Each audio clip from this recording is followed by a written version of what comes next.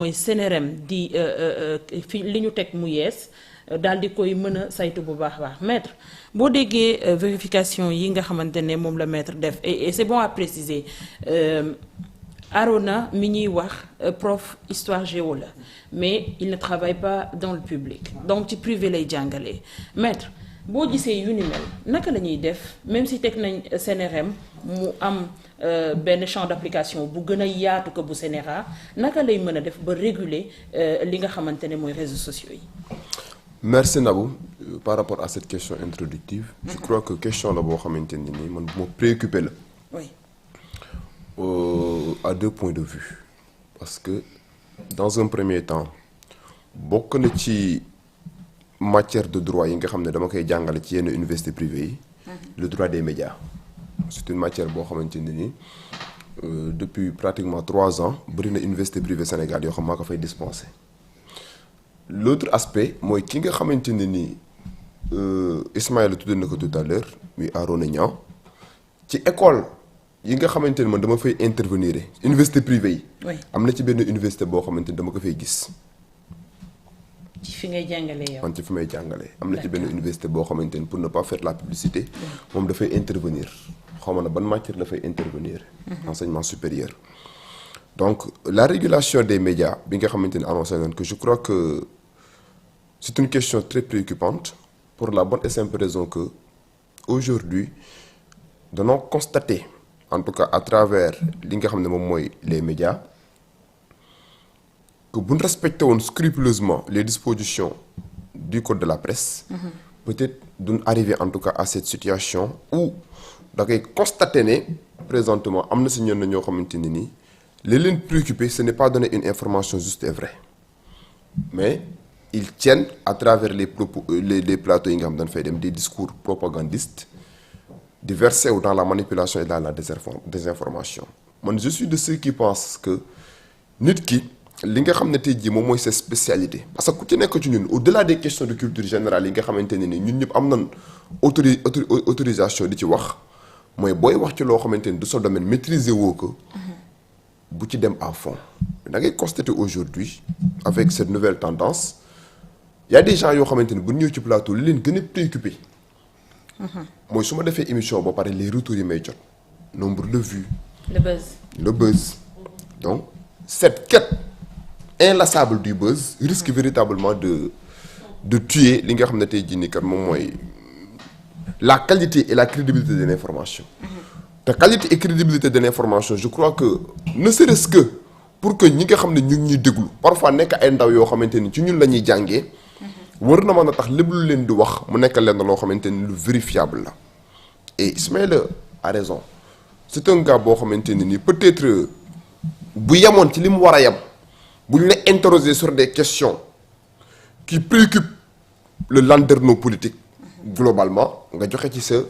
opinion yem ci loolu mais boo demee tey jii nii bay verser dans la désinformation et dans la propagande ñu mën a constater ne à chacune en tout cas de tes sorties sénégalais yi dañuy constater ne à la place de la pertinence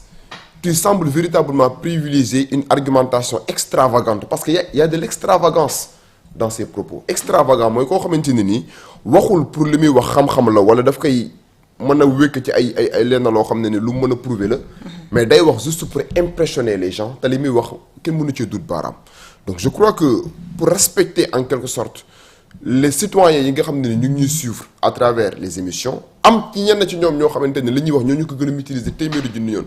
ëpp ñu xam-xam ci li ñuy wax donc buñ la interroger sur des questions yoo xam ne ni nit ñi dañ koy suivre at am ay xale yoo xam ne dañuy suivre li ngay wax yaakaar naa ne war nga ko mën a am fenn foo xam ne li may wax rek il faut être factuel et textuel mooy li ngay wax ko sur la base des faits te bul la waxee lu koy firndeel na nga am capacité nga firndeel ko mais comment des gens peuvent avoir l'outrecuidance à chaque fois que ñuy dem ci plateau yi étant obnubilés par le buzz li leen intéressé mooy di wax ay wax yoo xamante ni c'est vraiment extravagant yenn sénégalais yi di leen ci jay ñuy pousser ay ailes donc yaakaar naa ne loolu noonu day décrédibiliser jafe-jafe ak yoon voilà ci wàllum Covid bi la je pense ba ñu porté woon ko plainte après procureur daal di koy dalal daal di koy wax ni am na yoo xamante ne parce que ci moom laa ko déggee suma juumulee mun nga ci yem ci li nga xamante ne peut-être moom nga am droit wax. waaw xam nga maîtriser. xam nga naa ba man la moo gën a maîtriser Sénégal am na ci ay infractions yoo xamante ni tant que yow tuddoo ci politicien rek yow kenn du la appréhender mais le gars là lu ci bari ci lu muy def mais c'est diffusion de fausses nouvelles la. c'est des diffusions de fausses nouvelles mooy nga toog ci plateau di wax loo xamante ne ni yow wóor na la ne bu la yóbbu woon tey jii ni tribunal laaj la nga rapporter la preuve de tes déclarations tu seras dans l'incapacité notoire de prouver en tout cas de la véracité de tes propos donc je crois que il est encore temps que les autorités de régulation yi nga xam ne tey jii ñoom ñooy saytu ñi nga xam ne ñoom ñooy toog di wax li ñuy wax ban impact la mën a def en tout cas sur le vécu quotidien des Sénégalais ñu arrêter en tout cas ces genres de dérives yi nga xamante ne nii mi ngi commencer am ay proportions yu inquiétantes d'autant plus que au-delà en tout cas des dispositions yi nga xam ne moom mooy incriminer ay diffamation et diffusion de fausses nouvelles le code de la presse du Sénégal de 2017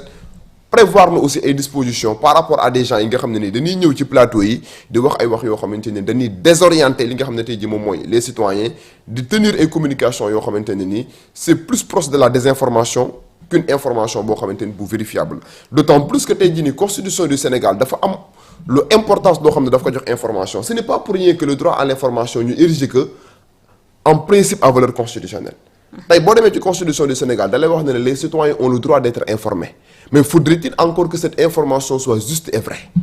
et information juste et vraie boobu noonu yow mi nga xam ne yow yaay journaliste bi wala yow mi nga xam ne yow la ñuy invité ci plateau yi ne sois pas en tout cas obnubilé par man bu ma defee émission ba pare ñaata nit ñoo ma suivre parce que am na ci ay chaînes yoo xamante ne nii ay organes de presse yoo xamante ne nii boo leen toppee ñoom li leen intéressé du yow sa jëmm en tant que tel qualité information bi ngay joxe mooy wax yi ngay wax ñoom na ban rentrée d'argent lañ ci war a mën a am le profit pécuniaire bi nga xam ne tey jii ñoom moom la ñuy tirer de tes propos yow nag boo toppee en tout cas ces gens là tu risques véritablement nga tomber dans un mercantilisme boo xamante ne nii day am ay conséquences yu désastreuses en tout cas sur les citoyens yi nga xam ne ñoom ñoo ñuy suivre donc je crois que à travers en tout cas cette nouvelle disposition bi nga xamante ne nii jël nañ ko démb à l'Assemblée nationale qui vise à réguler li nga xam ne tey jii moom mooy les médias les réseaux sociaux globalement c'est une mesure en tout cas bu salutaire buy mën a permettre en tout cas ñu comprendre ne toog ci plateau warul la mën a conduire à ce que ngay wax ci loo xamante ne tey jii yow maîtriser woo ko il faut avoir l'honnêteté intellectuelle et la loyauté à chaque fois que ñu interpeller sur des questions boo xamante ne ni tu n'es pas initié en la matière que nga mën a décliner wala nga wax ne ah man kat lii laa ci xam nga yem ci loolu bañ cee def ay analyses yoo xam ne c'est des analyses extravagantes bu mën a engager sa responsabilité pénale bu mën a désorienter ñi nga xam ne tey jii ñoom ñoo lay suivre la donc je crois que la nouvelle en tout cas autorité de régulation saura prendre en tout cas les mesures de telle sorte que képp koo xam ne ni toog nga ci plateau ngay verser dans la désinformation et dans la propagande que li nga xam ne moom mooy les sanctions appropriées ñu inviter la ko et aussi ñi nga xam ne ñoom ñooy gérer les plateaux tey boo toogee ci plateau ngay manager plateau bi da nga am benn responsabilité ki nga xam ne da nga koy interroger boo gisee ne mi ngi désœuvré wu dans ses analyses mi ngi wax ay wax yoo xam ne mën na engager la responsabilité de la chaîne en question nga recadrer que donc en direct mais parfois da ngay gis ay journalistes yoo xam ne dañuy interpeller wala ay présentateurs dañuy interpeller des gens sur des sujets qui concernent en tout cas la société ñu ciy wax mu wóor leen ni kii mi ngi dem vers des dérives mais da ngay préférer bàyyi ko moom muy continuer dans ces dérives je crois que aussi chaîne yu ci bari war nañoo def de telle sorte que parce que la chaîne en tant que telle am na ci benn responsabilité ce n'est pas pour rien en droit des médias ñuy wax parfois la responsabilité en cascade parce que parfois am na ci ñoo xam ne buñ tombee day nekk benn chaîne de responsabilité rédacteur en chef directeur de publication donc le devoir de vérification bi nga xam ne moom moo war a am au préalable ak capacité bi nga war a am recadrer sa invité bu fekkente ne constaté nga ne mi ngi dem tout droit vers des dérives donc loolu dafa war a nekk ay principes sacro-saints yoo xamante ne ni tous les médias du Sénégal dañ ko war a en tout cas ériger en principe de telle sorte que ñu mën a en tout cas atténuer yenn loolu sax la ñu bëgg moo tax ñu jox plein pouvoir CNRM ba yenn yi mën na ko def loolu moo tax si def si di yuuxu ne ñoom dañoo bëgg a museler une certaine presse ñoo bëgg a noppiloo ñenn ñi ndax bu ñu fàttalikoo cassation wala su ma juumulee ñoom dañu demoon ngir boole ji état bu Sénégal ndax jàpp nañ ni am na ci yenn ci ay doxalin yoo xamante ne mu ngi koy def bokkul ci ay prérogatives am ba ñu mujj leen a jox dëgg ñu ne dañoo bëgg a contourner l'état du Sénégal jël plein pouvoir jox ko CNRM ba mu mën du museler une certaine presse yow loolu lan nga ci xalaat. non xam nga museler une certaine presse moi je pense que l'État du Sénégal n'a pas intérêt à museler la presse parce que ce n'est pas pour rien que peut-être jii bu ñuy établir le principe de la séparation des pouvoirs ñuy wax le pouvoir exécutif le pouvoir législatif le pouvoir judiciaire ce n'est pas pour rien même bu fekkente ne c'est juste en tout cas à titre symbolique que la presse ñuy mën a wax ne c'est le quatrième pouvoir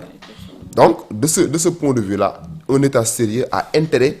à ce que mu am benn presse libre indépendante buy joxe une information juste et vraie donc l'État du Sénégal n'est pas dans une logique de museler la presse mais dafa bëgg assainir li nga xam ne tey jii moom mooy le monde des médias de telle sorte que li nga xam ne tey jii moom mooy la qualité de l'information nekk leen na loo xamante ni ça sera de principe de mise mais aussi def de telle sorte que yenn dérives yi nga xam ne ni yàgg nañ ko constater au Sénégal ñu mën a en tout cas mettre en œuvre des garde-fous man appréhension boobu noonu laa ci am mais non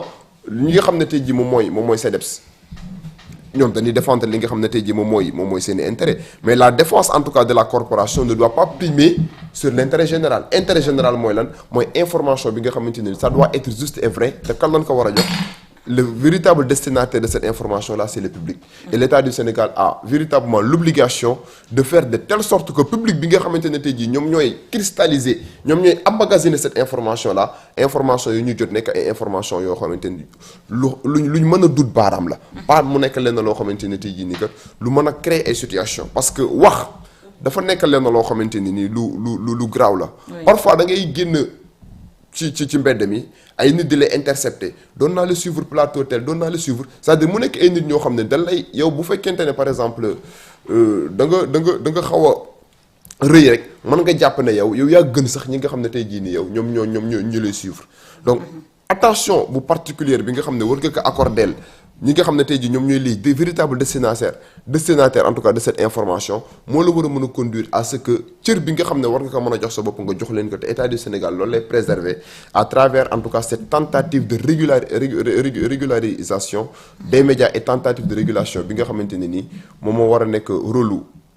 commission bi nga xamante ne tey jii mettre nañ ko en œuvre renforcer na li nga xam ne tey jii moom mooy seen pouvoir et en guise de conclusion ce n'est pas en tout cas pour museler la presse mais c'est de faire de telle sorte que le Sénégal puisse avoir une presse assainie où la vraie information nekk leen na loo xam ne moom mooy primer sur toute autre considération jërëjëf maître Ouleye CDEPS moom dafa jàpp ne kii nga xamante ne mooy Aliou Sall dafa porter réforme boo xamante ne dafa unilatérale par une partie de la presse concertation warul woon jiitu réforme bi bu dee am na ba pare CDEPS